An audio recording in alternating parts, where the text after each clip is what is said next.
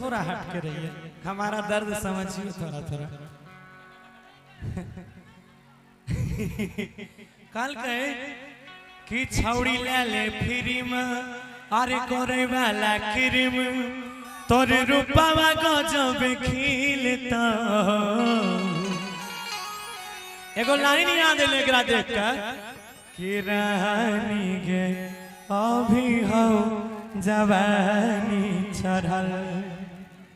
सुन न सजना बनैले मन रहत भरल कि अरे रानी गे अभी हो जवानी चढ़ल कि सजना बनैले मन रहत भरल। हमरो सुना सुना न के यार छोरा रे अभी हो जवानी चढ़ल रे कनिया बनैले मन रहत भरल। सुन बोले छौड़ी ले ले फ्री में गोरे वाला क्रीम तोरे रूपावा गजब खिलता। आइएगा छौड़ी ले ले फ्री में गोरे वाला क्रीम तोरे रूपावा गजब खिलता। आइएगा एगो छौड़ा पटाइले छौड़ी सैया के मजा मिलता। एगो छौड़ा पटाइले छौड़ी सैया के मजा मिलता।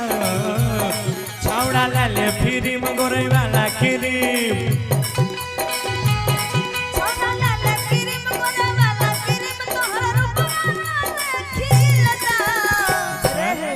कहने एगो छौरा पटाइले छौरा सॉरी एक मिनट गुनगुन जी के देखे तो छोरा ले जा रहा है छोरा है क्या कि एगो छौरी पटाइले छौरा और इधर नंदनी जी को कि नंदनिया के पटाइले छौरा रे कनिया के मजा मिलता। एगो छौरी पटाइले छौरा कनिया के मजा मिलता। एगो छौरी पटाइले छौरा कनिया के मजा मिलता। एगो छौरी पटाइले छौरा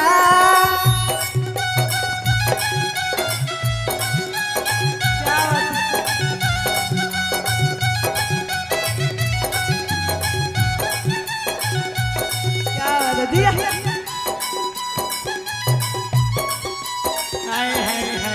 करिया मिलल ना मौगी करिया मिलल ना बाबूजी ले लगता है जरा मौ करिया मिलल ना।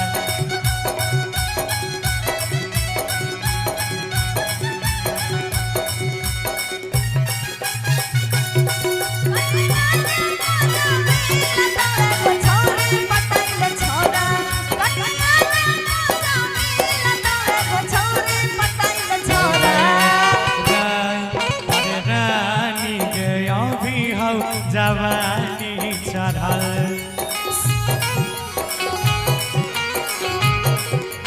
सुना रे रे कनिया बनैले मन रहत भरल।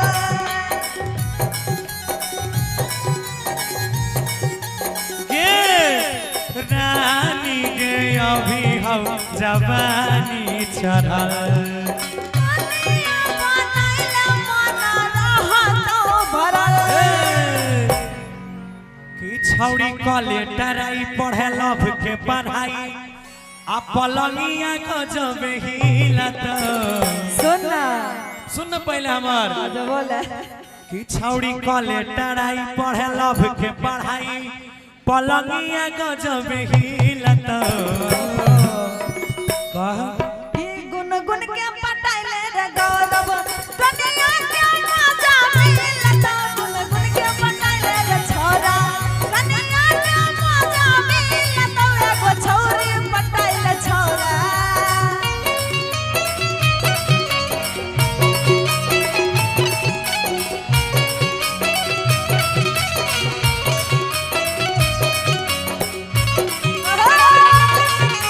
क्या बात है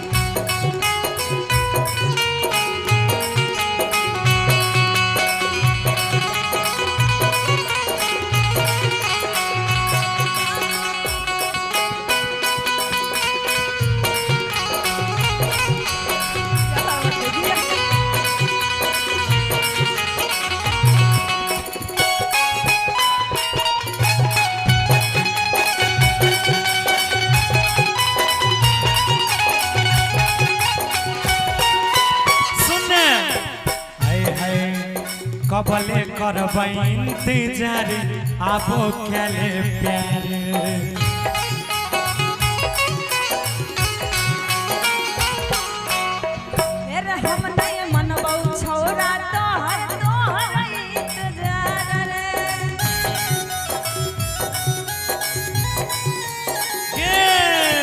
बोले कि कबले करबै इंतजार अरे आबो ते खेले प्यार अरे हम नहीं मनबौ छोरा तोहर इंतजार नहीं मानबी नहीं रे तो कहीं और भागे के प्लान से की नहीं नहीं भागे तो हम नहीं है हम अब भाई के बुझो कहाँ जे अब तो शादीशुदा छी एगो बालो बच्चा छी अच्छा कहाँ भाई के जे ते उ गीत भूल गेली हेलो ई कहे हमरा बालो बच्चा छे बीपीएससी वाली को बाल बच्चा भी है और भाग जाती है इसको तो अभी छोटगरे है डीजे लाल बाबू नहीं नहीं ये बच्ची बहुत अच्छी है हम कुछ भी करते हैं यहाँ स्टेज पे लेकिन मेरा भी घर परिवार है कुछ भी बिल्कुल घर में जाके अपना बहू बेटी बन के रहते हैं सुने यहाँ ना। आप लोगों के लिए कुछ भी करते सुने हैं ना और बस थोड़ा सा ये रोमांटिक सीन है कि मान्य गौरव के बात करे तनी मुलाकात ओहो हाँ तोरा गोदी मनुनुआ खेला तो सुनना सुना ना कि उषा के पटाइले रे गौरव कनिया के मजा मिलता नंदनी पटाइले रे छोरा कनिया के मजा मिलता छौड़ी लाले फिरी मगोरे वाला क्रीम तोरे रूपावा गजबे खिलता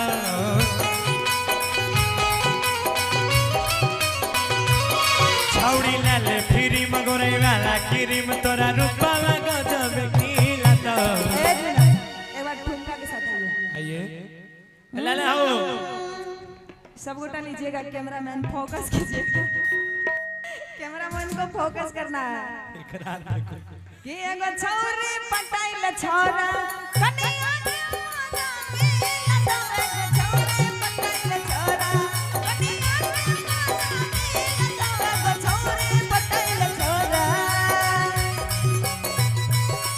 एगो छौरी पटाइले छोरा कनिया के मजा मिलता एगो छौरी पटाइले छोरा कनिया के मजा मिलता एगो छौरी पटाइले छोरा कनिया के मजा मिलता एगो छौरी पटाइले छोरा